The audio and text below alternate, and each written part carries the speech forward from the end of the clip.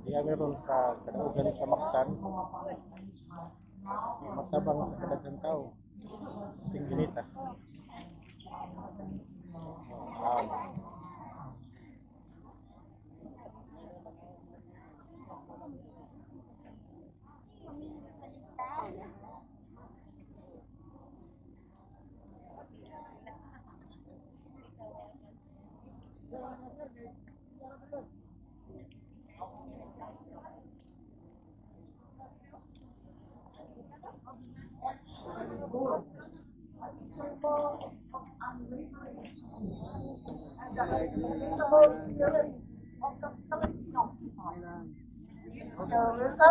On this ground serves as a beacon of hope and inspiration, reminding us all to stand tall in the face of adversity and defend what is rightfully ours.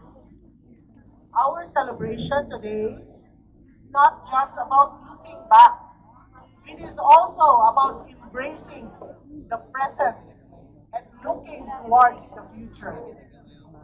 In our local DepEd, Department of Education module, the heroic tale of Dato Lapu-Lapu and his victory at Mactan was integrated in the Araling Panlipunan subject.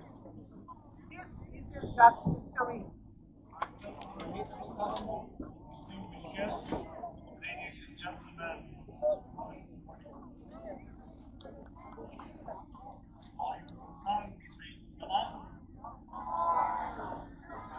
tayo ngayon upang subuhay ang kapangyarihang naganap higit ang taong nagtimagdaw ng nakaraan.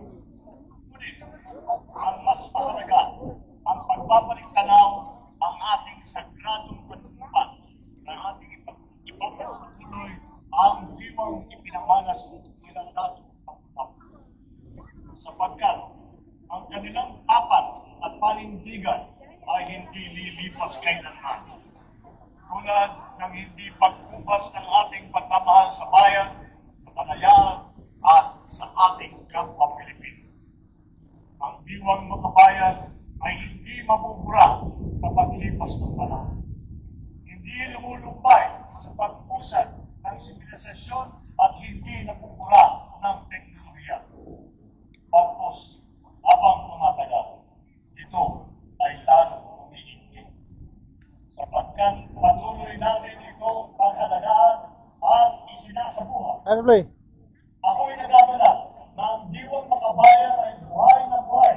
Hindi lamang dito sa Mactan, hindi lamang sa Cebu, hindi lamang sa Visayas, kundi sa buong Pilipinas.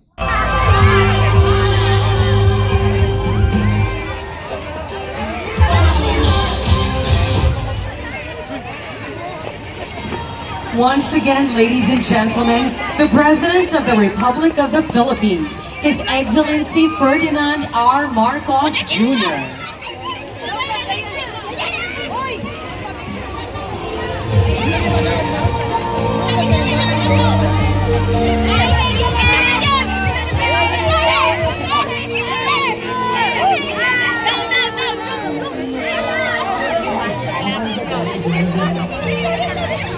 Ito ay kinakailangan.